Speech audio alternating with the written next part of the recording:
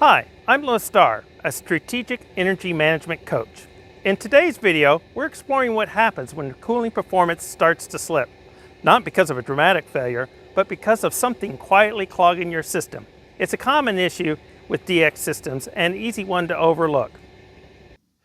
In this case, a fan coil unit serving a critical zone couldn't quite keep up. The space was drifting 2 to 3 degrees above its 74-degree set point. It was especially hot in the afternoon. Historically, even 90-degree days weren't a problem. But now, comfort complaints were starting to roll in. The supply air temperature was another red flag. Instead of the usual 55-degree supply air to the space during peak load, it was pushing 60 degrees or higher supply air. This was a small increase, but it was consistent. The system hadn't been modified, so what changed? The maintenance team got to work checking the usual suspects. They looked at the filters. It appeared they had been recently replaced. The indoor coil was clean as a whistle. They also didn't see any ice buildup or signs of freezing on the coil. Everything looked good. The subcool readings were within specifications during the spring maintenance check. This indicated that the refrigerant charge was correct. The suction line insulation was in good shape, both near the indoor unit and on the roof. Even the condenser fan was operating normally. There were no odd sounds or fan speed fluctuations. There had been 2 blown fuses earlier in the warmer months, but those were assumed to be related to a power quality issue during electrical utility work. But one detail stood out. Each spring, the team added a synthetic fabric filter to the air intake side of the rooftop condenser. It was meant to catch cottonwood seeds, common in the area, and it typically worked well. They reported cleaning the fabric monthly. So why was the system still struggling? That's when the energy coach suggested a closer look at the actual coil behind the screen.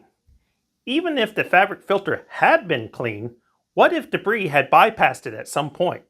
Sure enough, when the fabric was pulled down, the condenser coil was packed with cottonwood fluff. Turns out, one of the team members had removed the fabric in the spring for cleaning, but forgot to reinstall it for a couple of weeks. During that window, cottonwood was flying heavy, and it embedded deep into the coil fence. When the screen was reattached, the buildup inside went unnoticed. The results? A clogged condenser coil reduced the airflow through the condenser. Hot refrigerant could not be cooled sufficiently in the condenser, resulting in warmer than normal refrigerant returning to the indoor coil. The supply air from the DX coil was 60 degrees, resulting in a hot room. After a thorough cleaning of the condenser coil, cooling performance returned to the design set point. Supply air temperatures dropped back to 55 degrees, their normal range, and the zone stayed comfortable at the room set point, even during 90-degree days. They also noticed a lower amp draw on the condenser.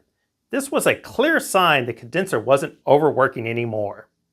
The team updated the steps on their seasonal maintenance plan to read: inspect coils directly, confirm fabric screen is installed and sealed, inspect the screen and clean as necessary. A simple oversight, leaving the coil exposed for a few weeks, had quietly sabotaged cooling performance, but with a little diligence, they were able to correct the issue. Sometimes it's not a sensor or control issue, it's a physical one.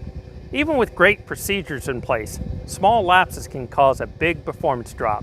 So this season, don't just check the screen, check what's behind it. Thanks for watching, and stay cool out there.